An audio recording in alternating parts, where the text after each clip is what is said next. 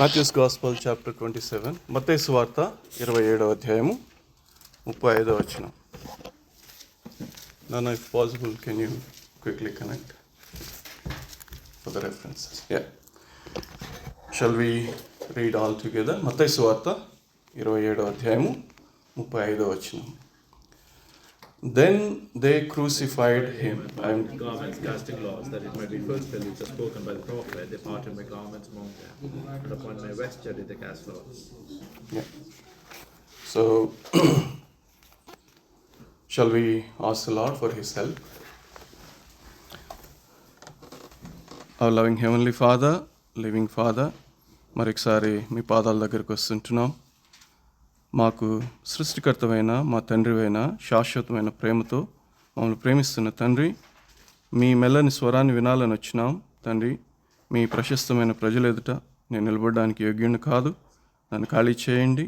మీ ఆత్మతో, మీ వాక్యంతో, మీ మాటలతో నా హృదయాన్ని, నా ఆలోచనలను నింపండి. మీరు నాతో మాట్లాడండి, మాతో మాట్లాడండి. మీకే ఈ సమయాన్ని అప్పగిస్తుంటున్నాం. తండ్రి, పరిశుద్ధాత్మదేవ, మాట్లాడటకు, వినుటకు మీ శక్తిని, కృపను మాకు దయచేయమని యేసు ప్రభు నామమున బ్రతిమలాడి వేడుకుంటున్నాం తండ్రి. ఆమేన్. So I'm trying to learn keeping the time, so I'm putting time. Okay. So here we see the main verse. ఇక్కడ మనం ఏం చూస్తున్నాం అంటే మత్తయి సువార్త 27వ అధ్యాయము. తెలుగులో ఎవరైనా గట్టి చదువుతారా ఒకసారి? ఉదయమైనప్పుడు ప్రధాన యాజకులు ప్రజల పెద్దలందరినీ యేసును చంపవలెనని ఆయనకు విరోధంగా ఆలోచన చేసి ఆయనను బంధించి తీసుకుని పోయి అధిపతి అయిన పొంతి పిలాతునకు అప్పగించిరి. ఇక్కడ అందరికీ తెలుగు అర్థమవుతుంది, ఓకేనా అంటే తెలుగు. సో ఇక్కడ మనం ఏం చూస్తున్నామంటే యేసుక్రీస్తు ప్రభువారి గురించి చూస్తుంటున్నాం. మరి వారు ఆయనను సిలువ వేసిన తరువాత, this is the word I want emphasise, ఆయన వాళ్ళు ఏం చేశారంట? సిలువ వేశారు. సో ఈ ఉదయకాల సమయంలో మనము ప్రభు యొక్క, మన తండ్రి యొక్క స్వరం వినడానికి వచ్చినాము. మన తండ్రిని మనం ఆరాధించేదానికి, థ్యాంక్ యూ చెప్పేదానికి, ఆయన స్తుతించేదానికి వచ్చినాము. సో ఇక్కడ మన తండ్రి మన జ్ఞాపకం చేస్తున్నటువంటి మాట యేసుక్రీస్తు ప్రభువారి యొక్క సిలువ దృశ్యం. ఆయన యొక్క సిలువలో ఆయన పొందినటువంటి శ్రమలు నీ కొరకు, నా కొరకు జ్ఞాపకం చేస్తూ ఉంటున్నాడు. అయితే గలతీలకు రాసిన పత్రిక 3వ అధ్యాయము 13వ వచనం. గలతీలకు రాసిన పత్రిక 3వ అధ్యాయం 13వ వచనం. ఎవరైనా తెలుగులో గట్టిగా చదువుతారా దయచేసి?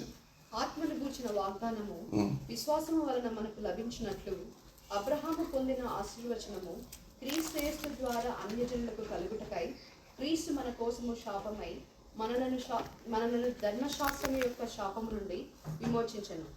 ఇక్కడ క్రీస్తు మన కొరకు శాపమై ధర్మశాస్త్రం యొక్క శాపం నుంచి మనలను విమోచించెను.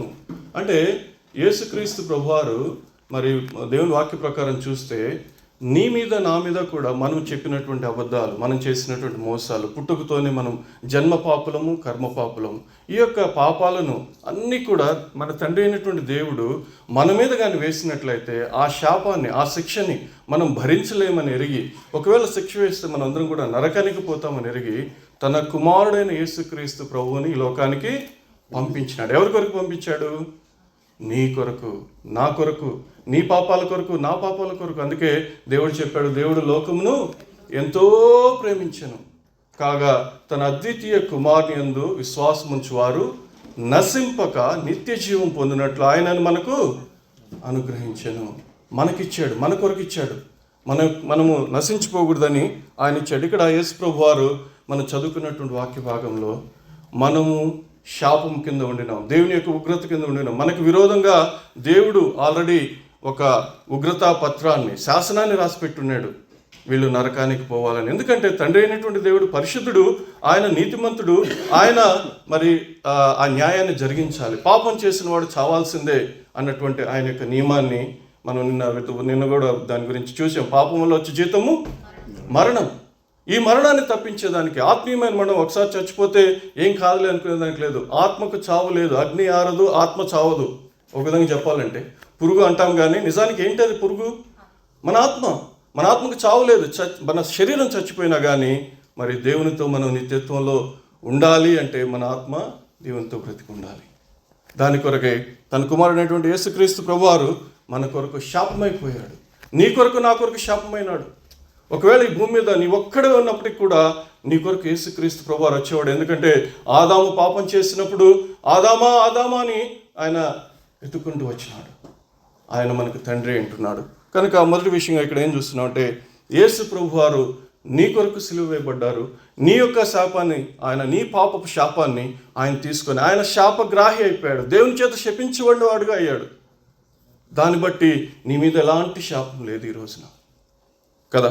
కనుక ముందుకెళ్తే మనము ఆయన ఆ శాపాన్ని అనుభవించినప్పుడు ఎంతో భౌతికమైనటువంటి వేదన ఆయన అనుభవించాడు సిలువలో. ఆ విషయాలు కొన్ని చూసి మనం త్వరగా ముందుకెళ్ళిపోదాం. మరి యేసుక్రీస్తు ప్రభువారు యెషయా గ్రంథము 53వ అధ్యాయం 3వ వచనము, యెషయా గ్రంథం 53:3 తెలుగులో గట్టిగా ఎవరైనా చదవండి.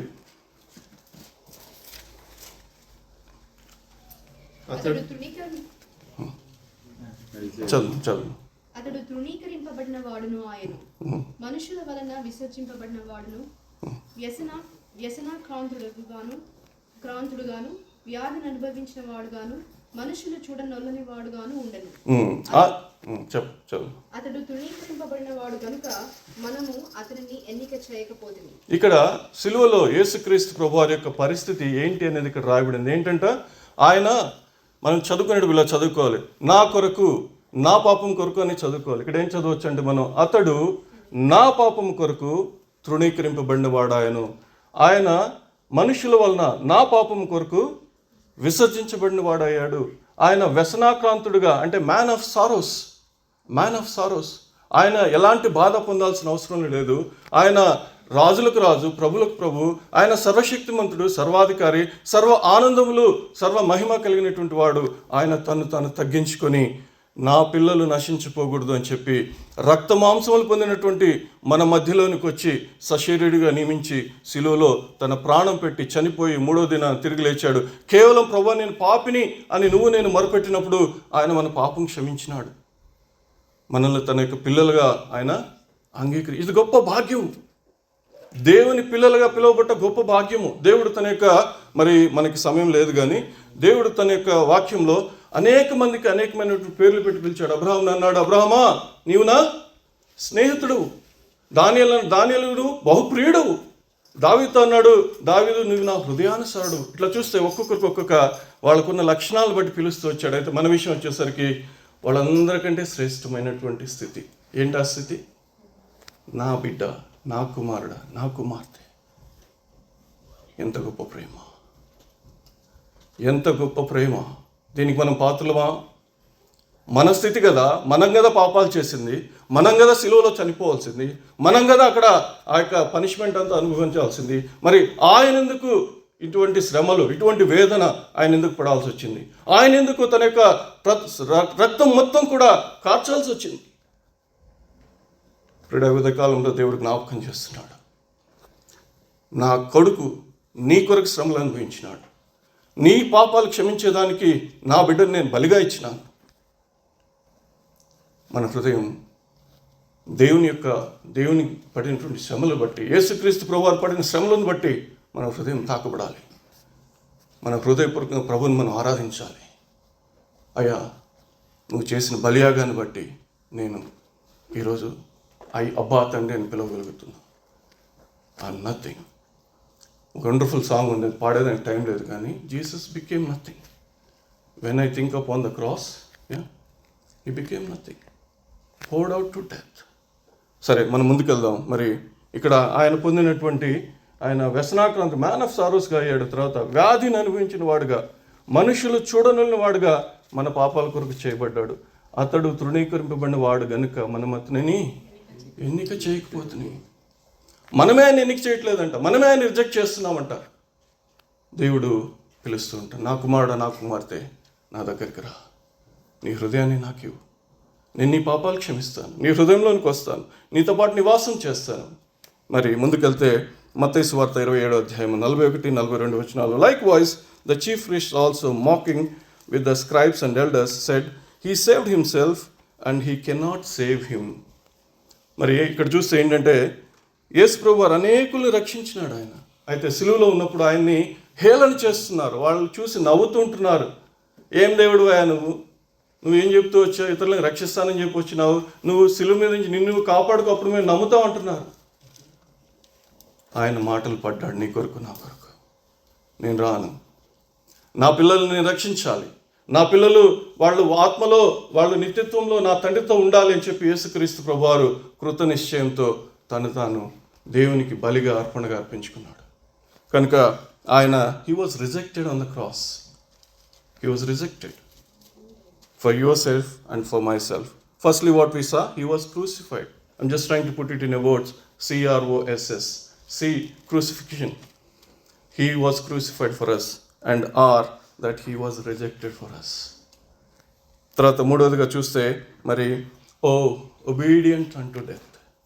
ఆయన శిలువ మరణం పొందేంతగా తాను తగ్గించుకున్నాడు. ఫిలిప్పీయులకు రాసిన పత్రిక 2:8 and being found in the appearance as a man he humbled himself and became obedient to the point of death, even the death of the cross. మరియు ఆయన ఆకారముందు మనుషుడిగా కనబడి మరణము పొందినంతగా, అనగా శిలువ మరణం పొందినంతగా విధేయత చూపిన వాడై తన్ను తాను తగ్గించుకున్నాడు. ఆయన తగ్గించుకున్నాడు కాబట్టి ఈ రోజున మనము ఆయన తండ్రి అని పిలవగలుగుతున్నాం. ఆయన ఎంతగా తగ్గించుకున్నాడు అంటే, మరి కీర్తనలో ఒక మాట ఉంటుంది, నేను మనిషిని కాదు పురుగుని అని ఉంటుంది. I'm a warm. I got 2 more minutes. So నేను పురుగునయ్యా, నేను శపించబడిన వాడినయ్యా. దేవుని యొక్క ఉగ్రత అంతా, తండ్రి యొక్క ఉగ్రత, పాపం శిక్ష అంతా కూడా యేసుక్రీస్తు ప్రభువారి మీద పడింది. ఆ పడేదానికి ఆయన విల్లింగ్గా నేను చస్తాను, నా పిల్లల్ని రక్షిస్తానని చెప్పి ఆయన ఇక్కడ చూస్తుంటున్నాం. He is obedient unto the death. శిలువ మరణము పొందినంతగా ఆయన మీద ఊచారు, నోటి ఉమ్ము ఊశారు, ఆయన తిట్టారు, ఆయన కొట్టారు, ఆయన ప్రవచించమన్నారు, ఆయన వీపుని దున్నినారు, ఆయన కొడాదెబ్బలు తిన్నాడు. ఈ శ్రమలు ఎవరి కొరకు పొందాడు? ఈ ఉదయకాలంలో ప్రభుని ఆరాధించడానికి వచ్చినాం. Can you pour your heart before the Lord? Lord, you died for me. You gave yourself for me. My wholeheartedly, Lord, I praise you. I worship you. I give my heart to you. నీ హృదయం దేవునికి కావాలని అడుగుతున్నాడు. నువ్వు తిరిగి జన్మించి, if you are born again, తిరిగి జన్మించినటువంటి బిడ్డవైతే, Lord has bought you with his precious blood. He owns you. He's the master. He bought you back.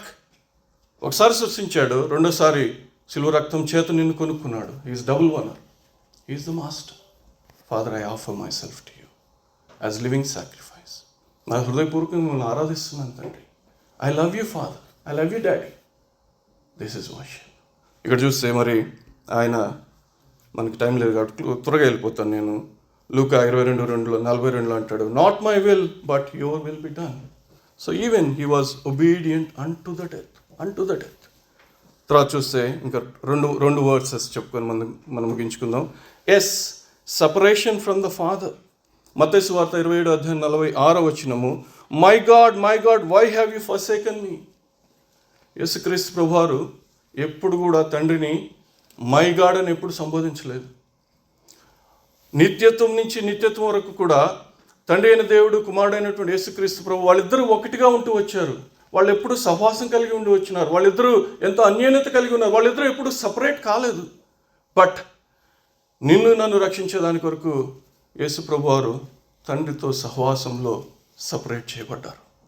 ఎందుకంటే నీ పాపము, నా పాపము, మనం చెప్పిన అబద్ధాలు, మనం చేసినటువంటి మోసాలు, లోకంలో జరుగుతున్న పాపం, ఈయన లోక పాపను మోసుకొని పోయే దేవుని గొర్రెపిల్ల. దొంగతనాలు జరుగుతున్నాయి, వ్యభిచారాలు జరుగుతున్నాయి, హత్యలు జరుగుతున్నాయి, మానభంగాలు జరుగుతున్నాయి. ఇవన్నీ పాపాలు. ఈ పాపాలన్నీ కూడా ఎక్కడే పడ్డాయి? యేసుక్రీస్తు ప్రభు మీద పడ్డాయి. ఆయన తగ్గించుకున్నాడు, ఆయన మరణించేదానికి ఇష్టపడ్డాడు. ఆ పాపాల వల్ల he couldn't say my father. He said my God. అంటే నిన్ను రక్షించేదాని కొరకు తండ్రి కుమారుడు వాళ్ళ సహవాసం బ్రేక్ కావాల్సి వచ్చింది. అది యేసు ప్రభు తట్టుకోలేకపోయాడు. అందుకే ఆయన ఏడుస్తున్నాడు ఇక్కడ, my God why have you. నా తండ్రి, నా దేవా నన్ను ఎందుకు చేయి విడిచావు ప్రశ్నిస్తున్నాడు. ఆ బాధలో, ఆ వేదనలో తండ్రికి దూరమయ్యానని, ఫిజికల్ బాధను బట్టి కాదండి ఆ మాట చెప్పింది. తండ్రితో ఉన్న సహవాసం కోల్పోయాడు. మన పాపాలు అడ్డొచ్చేసాయి. అందుకే ఏడ్చినాడు. తండ్రి సమాధానం ఏంటో తెలుసా? He was silent. He didn't say anything because our sins he was dealing with. Probably he was crying along with his son, తన కొడుకుని బట్టి. But he was silent. He couldn't say anything. దూతలు చూస్తున్నారు, తండ్రి అయిన దేవుని చూస్తున్నారు, యేసుక్రీస్తు ప్రభుని చూస్తున్నారు. సమాధానం చెప్పట్లేదు తండ్రి అయిన దేవుడు. సాతాను చూస్తున్నాడు. But God was silent. Why? Because of us. And 2 Corinthians 5:21, for he made him who knew no sin to be sin for us, and that we might become the righteousness of God in him. యేసుక్రీస్తు ప్రభువులో మనము నీతిమంతులం కావాలని ఆయన పాపము లేనటువంటి ఆయన, పాపము చేయనటువంటి ఆయన పాపముగా చేయబడ్డాడు. ఇప్పుడు నా మీద ఒక ఈ ఫోన్ని బైబిల్లో పెట్టేస్తే, ఇప్పుడు బైబిల్ ఎక్కడుంది, ఫోన్ ఎక్కడుందండి? ఉంది కదా, ఫోన్ కనిపిస్తుందా? యేసుక్రీస్తు ప్రభువారు సిలువలో జరిగింది అదే. మన పాపాలన్నీ ఆయన మీద వేయబడ్డప్పుడు దేవునికి, తండ్రి అయిన దేవునికి ఏం కనిపిస్తున్నాయంటే మన పాపాలే కనిపిస్తున్నాయి. కనుక ఆయన పాపముగా చేయబడ్డాడు నీ కొరకు, నా కొరకు. ఈ ప్రేమను బట్టి ప్రభుని ఉదయకాలంలో మనము స్తుతిద్దాం. ఫైనల్గా ఇంకొకటి చూసుకుందాం. Final as for sacrifice for sin. Behold the Lamb of God who takes away the sin of the world. John's Gospel chapter 1 verse 29. ఇదిగో లోక పాపం మోసుకుని పోయే దేవుని గొర్రెపిల్ల. మన పాపాలు రక్షించబడక మునుపు, రక్షించబడిన తరువాత, భవిష్యత్తులో చేయబోయే పాపాలు అన్నిటికీ కూడా ఆయన ఏం చేశాడు? పాపపు శిక్ష అనుభవించేశాడు. మనం చేయాల్సిందల్లా, ప్రభువా నన్ను క్షమించండి. I believe in it. I humble myself. I give my heart to you. So హెబ్రీయులకు రాసిన పత్రిక 10వ అధ్యాయం 12వ వచనం. But this man after he had offered one sacrifice for sins forever sat down at the right hand of God. ఆయన ఇప్పుడు తండ్రి కుడి పార్శ్వన కూర్చొని ఉన్నాడు. మనందరి కొరకు ఒక్కసారిగా హీ బికేమ్ పాప పరిహారి అయిపోయాడు. పాపానికి ప్రాయశ్చిత్తం చేసేసాడు. ఇప్పుడు మన కొరకు తండ్రి పక్కన కూర్చొని విజ్ఞాపన చేస్తున్నాడు. సో వివిధ కాలంలో దేవుడు జ్ఞాపకం చేస్తున్నటువంటి మాట, నా కుమారుడు నీ కొరకు నేను ఇచ్చినాను, నీ హృదయాన్ని నాకు ఇస్తావా? God is asking you. This is God's desire. ఒక వచనం చూద్దాం దాని గురించి. సామెతలు ప్లీజ్ బేర్ విత్ మీ. సామెతలు 23:26. ఇది ఫైనల్ వర్స్. చదువుకొని మన ఆరాధనలో ప్రవేశిద్దాం. సామెతలు 23:26. My son give me your heart.